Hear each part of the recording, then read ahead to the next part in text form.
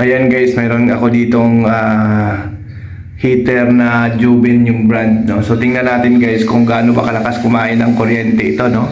Kapag ginagamit. So ito guys, mayroon tayong watts meter dito. Ayan, so yung display niya, mayroon na siyang 1 watt. No? So ang gagawin ko guys, subukan natin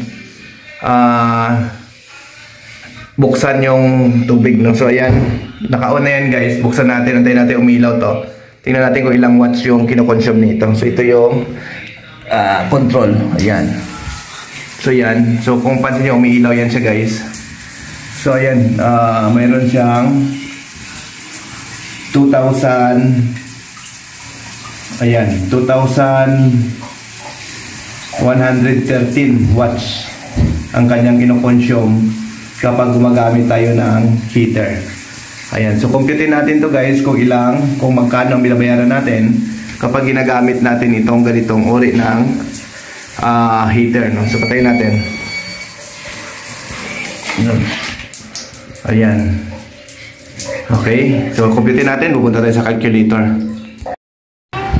Ayan guys, no, computein natin, no. So ang nakuha natin doon guys is 2,119 watts. So yun po yung kino-consume niya per hour, no, yung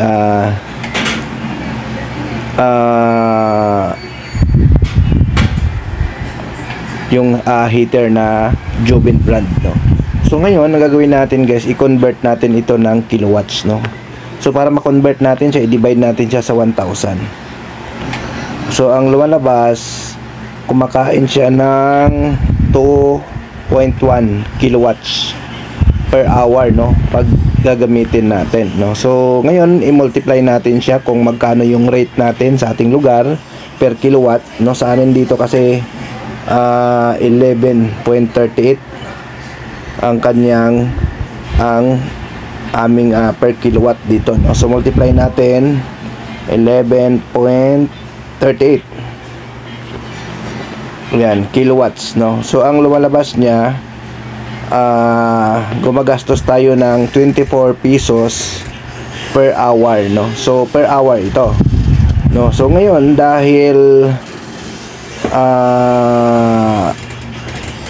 per hour ito, i-divide natin sa 60 kasi kukunin natin kung magkano yung per minute, no. Yung per minute ang kukunin natin kung magkano ang binabayaran natin, no. So per minute, so i-divide natin siya sa 60.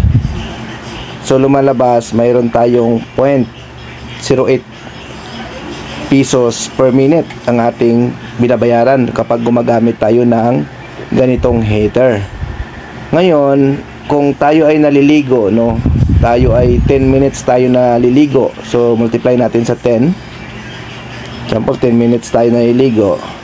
So ibig sabihin, sa bawat paligo natin, gagastos tayo ng 8 pesos, no? Sa bawat paligo natin, 10 minutes tayo naliligo. Ngayon, kung kayo ay 5 sa loob ng bahay, so i-multiply natin sa 5, no?